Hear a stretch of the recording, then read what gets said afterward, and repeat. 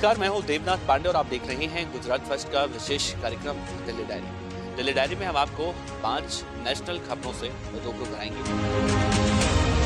आज केंद्रीय स्वास्थ्य मंत्री मनसुख भाई मांडविया ने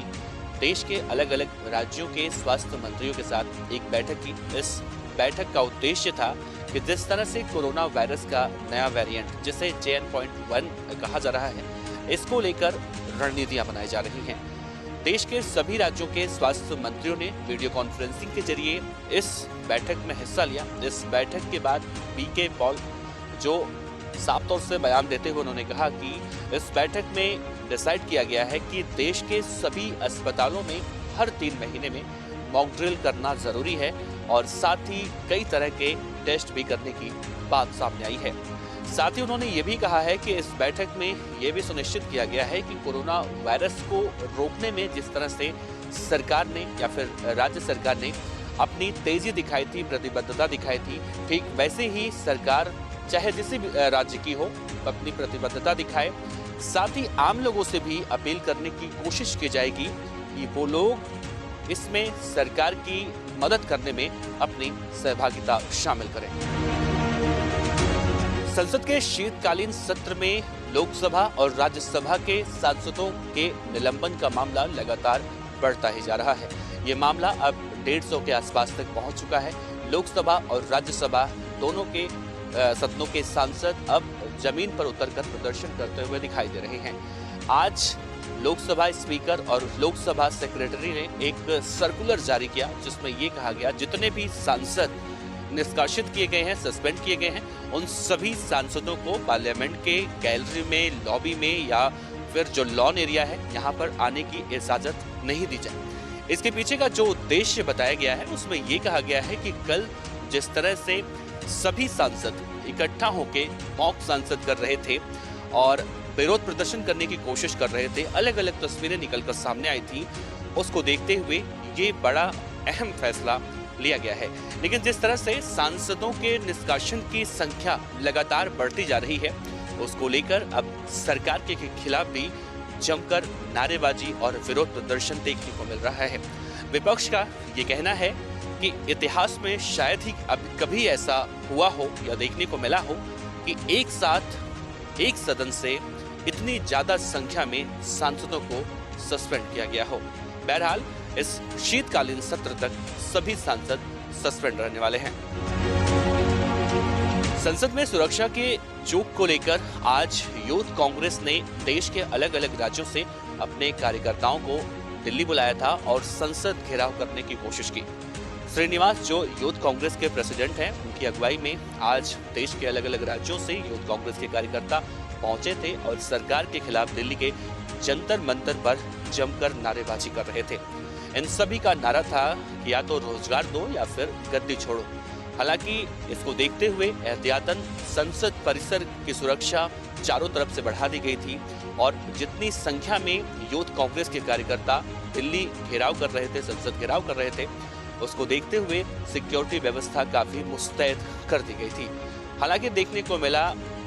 इस बार जो संसद घेराव की कोशिश की जा रही थी, इसमें पहला मुद्दा संसद की सुरक्षा में चूक को लेकर था और दूसरा मुद्दा जो सांसदों को निष्कासित किया जा रहा है उसको लेकर था।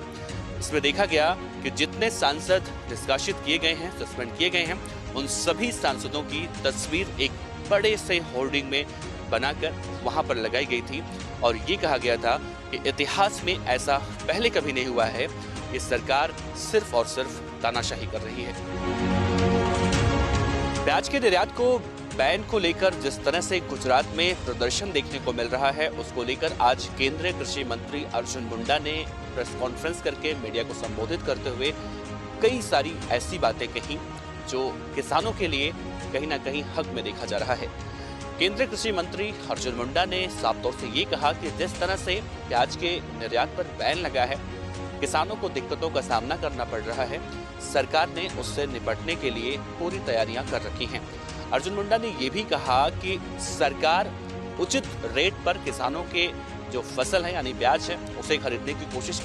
कर रही है। नेफेड रेट तय कर रहा है, यानी कि अर्जुन मुंडा की अगर माने तो किसानों को किसी भी तरह की कोई दिक्कत नहीं आएगी। सरकार उनके साथ खड़ी है, वो भी ऐसे वक्त में जब प्याज के निर्यात पर बैन लगा है और देश भर के किसान प्याज को लेकर विरोध प्रदर्शन कर रहे हैं। हालांकि गुजरात में ये प्रदर्शन कुछ ज़्यादा ही देखने को मिल रहा है, क्योंकि गुजरात देश का एक ऐसा राज्य कहा जाता है जिसमें प्याज उत्पादन करने वाले राज्यों में गुजरात की संख्या दूसरे नंबर पर आती है। तो सबसे ज़्यादा सरकार के इस फैसले के बाद गुजरात के किसानों को नुकसान का सामना करना पड़ रहा है। संसद में तृणमूल कांग्रेस के सांसद कल्याण बनर्जी ने कल जिस तरह से देश के उपराष्ट्रपति जगदीप धनखड़ को लेकर मजाक बनाने की कोशिश की थी, उनकी मिमिक्री की थी, इसको लेकर दिल्ली के डिफेंस कॉलोनी पुलिस स्टेशन में उनके खिलाफ मामला दर्ज किया है और अब उनकी मुश्किलें बढ़ती हुई दिखाई दे रही हैं। साथ ही प्रधानमंत्री नरेंद्र मोदी ने आज सुबह जगदीप धनखड़ से फोन कर बातचीत की और इस बातचीत को अलग रूप से इसलिए देखा जा रहा है क्योंकि प्रधानमंत्री नरेंद्र मोदी ने जो बातचीत की है उसमें उन्होंने यही कहा है कि जिस तरह से उनकी मिमिक्री करने की कोशिश की गई है वो वाकई में निंदनीय है और खुद प्रधानमंत्री नरेंद्र मोदी भी इससे कई सालों से लगातार जूझते हुए आ रहे हैं। इन्हीं मुद्दों पर जब कांग्रेस के नेताओं से हमने बातचीत करने की कोशिश की तो कांग्रेस के जो नेता हैं, गुजरात प्रदेश कांग्रेस कमेटी के अध्यक्ष हैं शक्ति सिंह गोहिल, उन्होंने ये कहा है कि जिस तरह से आज इन बातों को लेकर तमाम तरह की बातें कही जा रही हैं, एक दौर था जब प्रधानमंत्री मनमोहन सिंह हुआ करते थे, जब उन्हें ये कहा गया था कि उनकी पगड़ी के नीचे कुछ नहीं है, यानी सरदारों पर अटैक किया गया था और सोनिया गांधी को जर्सी गाय तक कह दिया गया था। उस वक्त किसी का अपमान क्यों नहीं हुआ था और आज इतना शोर शराबा क्यों देखने को मिल रहा है। बहरहाल शक्ति सिंह गोहिल के इस बयान को आप सुनिए और इस बयान को शक्ति सिंह गोहिल ने जिस तरह से पेश करने की बात कही है या फिर जो पुरानी बातें अब जगदीप धनखड़ के बयान के बाद या फिर प्रधानमंत्री नरेंद्र मोदी के बयान के बाद निकलकर सामने आ रहा है, उससे कहीं ना कहीं इस तरह से आप देख सकते हैं कि कांग्रेस भी ये बताने की कोशिश जरूर कर रही है कि अगर आज जगदीप धनखड़ की मिमिक्री करने का दुस्साहस जो कल्याण बनर्जी ने किया है, इससे पहले ऐसा ही दुस्साहस बीजेपी के लोग भी बहुत पहले कर चुके हैं। तो दिल्ली डायरी में इतना ही। देश और दुनिया की तमाम खबरों के लिए आप देखते रहिए गुजरात फर्स्ट।